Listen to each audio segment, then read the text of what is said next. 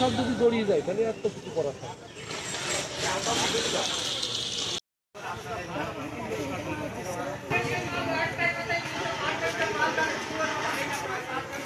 সদর উপজেলা কৃষি অফিস আমরা যৌথভাবে কিছুদিন আগে একটা অভিযান করেছিলাম এখানে।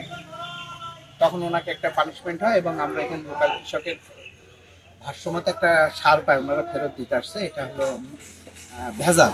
এখন আমরা এটা সদর কৃষি অফিসের মাধ্যমে আমরা এটা উদ্যোগন কর্তৃপক্ষে যে টেস্টিং ল্যাব আছে আমরা পাঠাচ্ছিলাম, যেটার রেজাল্ট আসছে এটা সম্পূর্ণ ভেজাল একটা সার। সেই পরিপ্রেক্ষিতে আমরা আজকে সদর উপজেলা কৃষি অফিস অধিকার আমরা এখানে কমিউনিকেট আছে।